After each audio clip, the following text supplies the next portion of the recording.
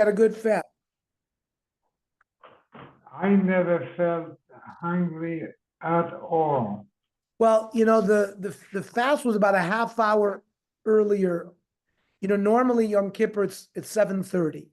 This year was over at 7. It was 30 minutes different. I think it makes a lot of difference for people. Well, you started also earlier, so Not that much. 6:15. I mean, usually that's when they ask you to come to shul. that's true. I mean, it always starts about the same, but it ends differently. It's Yeah. October. It's October 15th tomorrow, right? Yeah. No, 14. I mean, 13 tomorrow. Monday the 14th. that's almost the latest Yom Kippur is ever going to be. Mm-hmm. It's very late.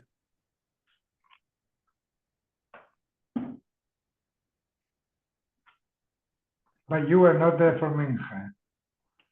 Because my brother-in-law says, hey, who's going to daven Mincha? Aaron is not here.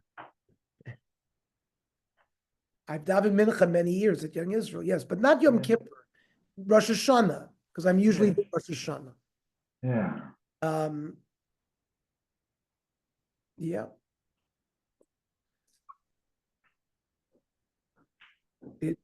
It went pretty quickly. I think so. This morning it was. We had a 3-hour break. We had from No. 1:30 to 4:30. No, we had it from 2:10. In fact, we were done at 1:20. Shana Tova, good gebench. We were home at 1:30. No, we were finished at 2:05. So we had 2 hours and 20 minutes. Take away the walks, 2 hours to sleep. But I can't sleep. I sleep with one eye, looking with the other one, looking at the watch. No, I slept about an hour. I slept an hour. I had a good sleep. Oh, Shavua Tov. I get you, Walter. Yeah. How was Yom Tov? How was davening by you? Good? Good. Okay, good. We had beautiful davening. Somebody had after Lane and had after Haftarah today was unbelievable. I forgot his name. Oh my God, Mario, we had 2 chazanim.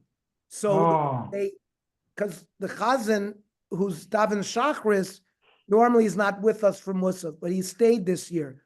So he did a duet with our chazan. You cannot. It was like a chazan concert at a symphony hall. Oh, I would have loved that. Oh my God, Tia Rabbi Shmuel. It's a classic piece by. It's a classic. I mean, it was just. Martin. But they themselves knew how special it was. They themselves knew that it went. Who was it? Well, Nati Baram is our as an Orenreich, who's our Shachris. No, Weinreich. I'm sorry, Weinreich. Aryeh Weinreich. Yeah, no. But what's funny, you know how it happened, Rudy. Because he was supposed to daven by Einhorn. No. So what happened is, Mario, this guy was supposed to daven by Rabbi Einhorn, and you should switch off the recording for a second. It just doesn't have to be on. Well, let's talk about it later. Okay, let's learn. Okay. So we're on Kuf Tes Amud Aleph. So we were trying to analyze which relation is closer, a son or a brother. So the Gemara came out that it's a son. So the Gemara says, one of the proofs was that a son can also redeem an ancestral field that was donated to the Beis HaMikdash by his father. Not just the person, but the son. So the son sort of takes the place of the father, not the brother. The brother can't redeem it. So that was one of the proofs that the son is closer. So that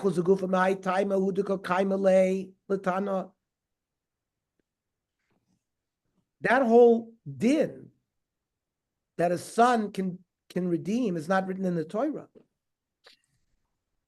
The fact that we prove that a son can do it, not a brother,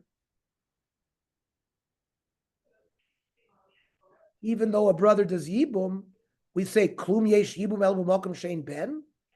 There's no yibum when there's a son. Hayesh ben ein yibum. So it's the same reason. Remember, we said, well, it's 2 versus 1. Well, it's not 2 versus 1. It's 1 and 1. So ema. So the Gemara says we have to have a different proof. It says she'e rozeh ha'av. Melamed she'av koidim lebas.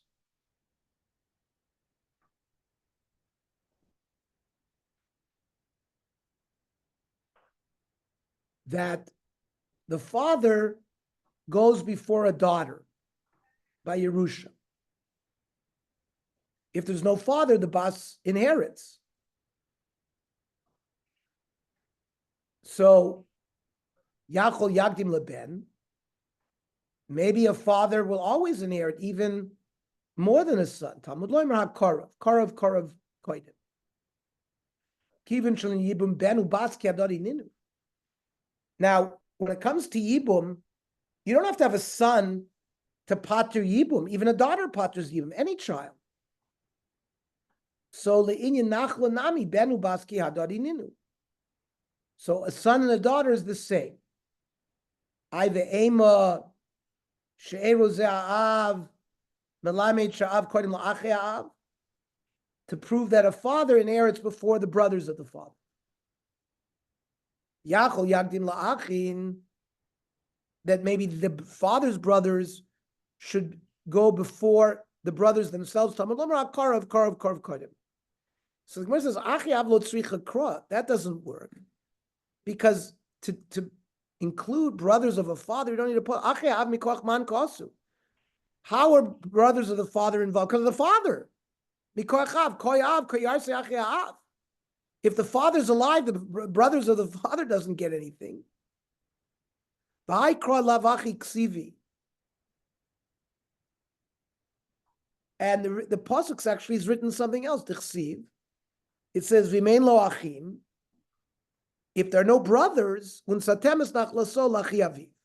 Only then, v'mein achim la'aviv, unsatem es nachlaso l'sheiro avakrovei lav. So, kroi shelo considering ksivi.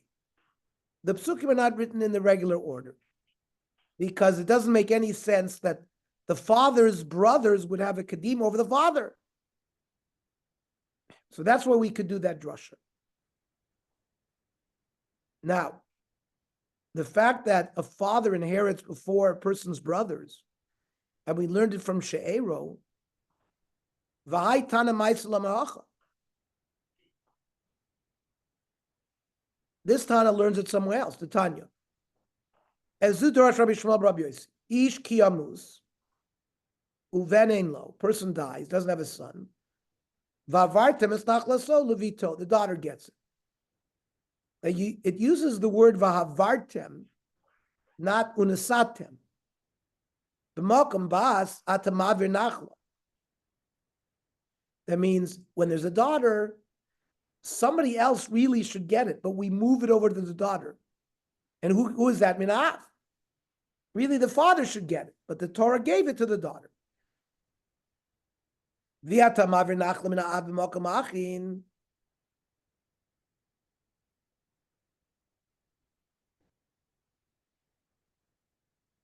And you don't move the nachla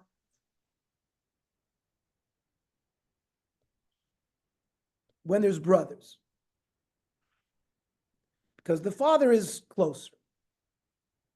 When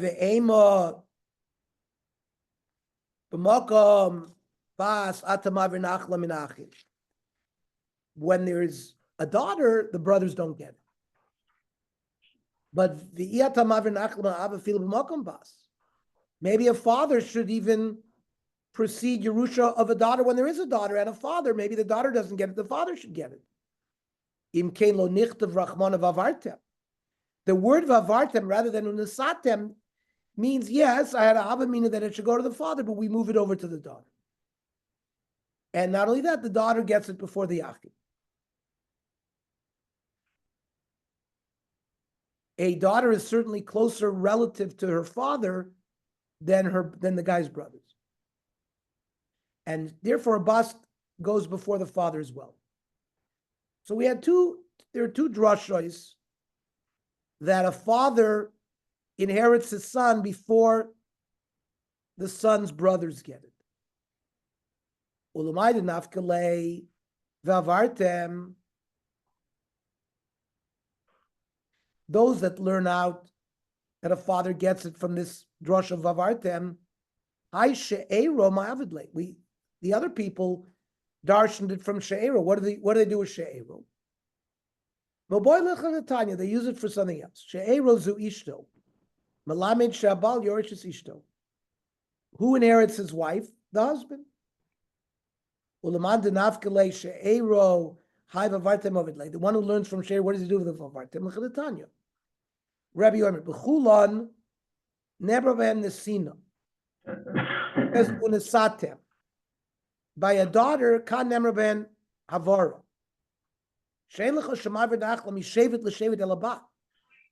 The only time that an estate goes from one shevet to a shevet is by a daughter. Since her son and her husband inherit, she could get married to a different shevet. So that's havara, an asset. Otherwise, will never leave the property of the shevet, except with a daughter. Umumai she'ero ze'av. So we learned she'ero is the father. We learned today in the laning of Mincha by the Arayos she'er avicha he. So you see the word she'er refers to the father. Maybe not. Ema she'ero zo'aim dichsiv she'er imcha he. So the word she'er relates to a mother too. Amar Rava, Amar Krav.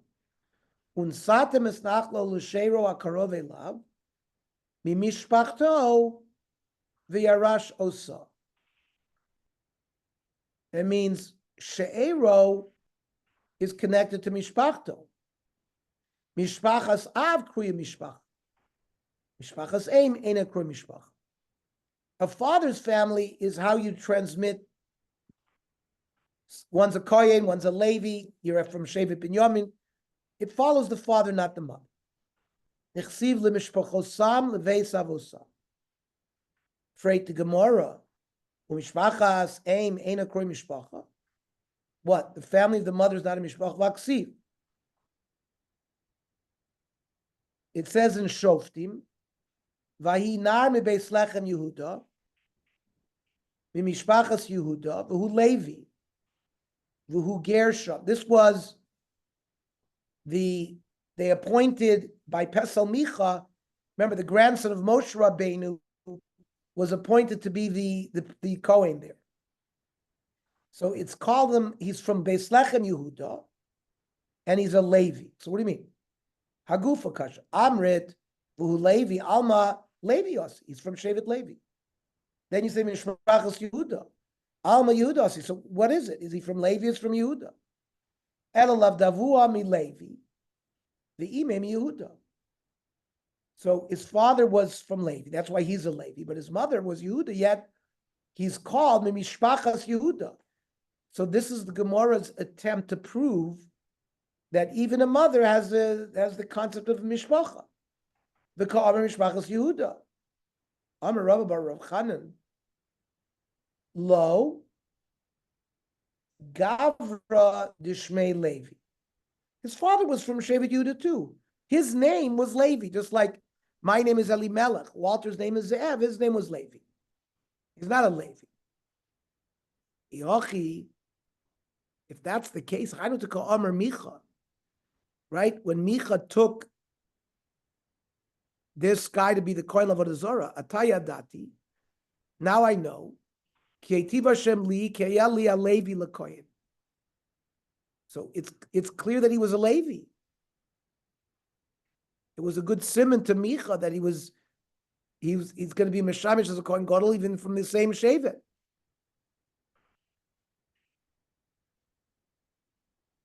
Gemara says he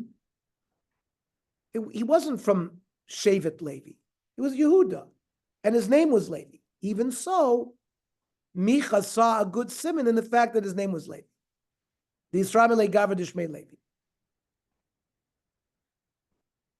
Freak the Gemara v'chi Levi Shmo? What do you mean? We know this parsha. His name wasn't Levi.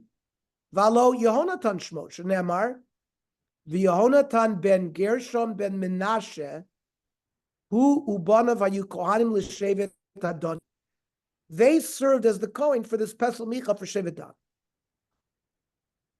So his name wasn't Levi, it was Yehonatan son. Omer Lei. So Rabbi Bar Chanan answered, Ula Tameich, that his name wasn't Levi. And that was the name, or that his name was Levi. Or you want to say his name was not Levi, he was from Shevet Levi. V'chi ben Menashe. He wasn't ben Menashe, Alo ben Moshe. This is the son of Moshe Rabbeinu. T'chsiv b'nei Moshe Gershom v'Eliezer. And that's Yehona's son is Ben Gershom, Ben Moshe. If you remember when we learned the Novi Shir, the Torah hides Moshe's name by saying Menashe. But it's really Moshe. Ella, mitoch sha'asa ma'isa ki Menashe.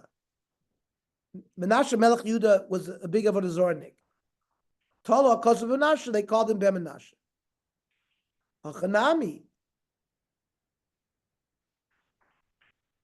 The pasuk that you wanted to prove that even Mishpachas Ein is Mishpacha by Mishpachas Yehuda, it's not really that it was from Mishpachas Yehuda. Mitoch she'asa ma'isa Menashe da'asi mi Yehuda Tola Kosub Yehuda.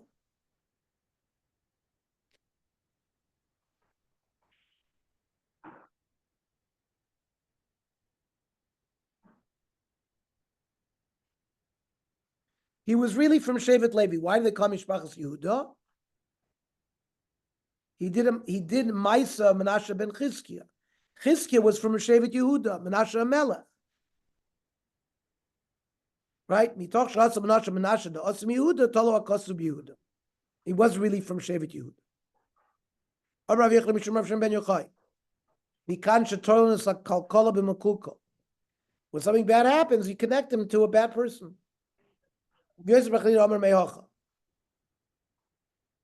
By Adonijah, the brother of Shlomo HaMelech who tried to rule, it says, V'gam hu tov toar me'od, he's handsome, v'oso yolda achrei Avshalom.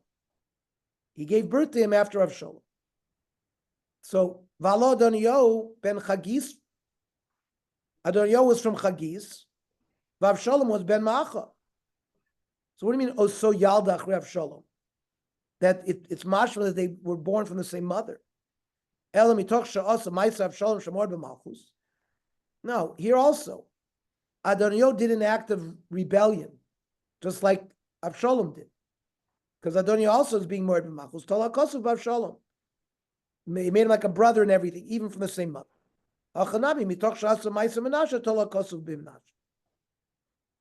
Right, his name was Moshe, but they made it like Menashe. You know what? You should marry a woman from a good yichus, from a good family. It will lead to good children. Moshe Shenosa Bas Yisro.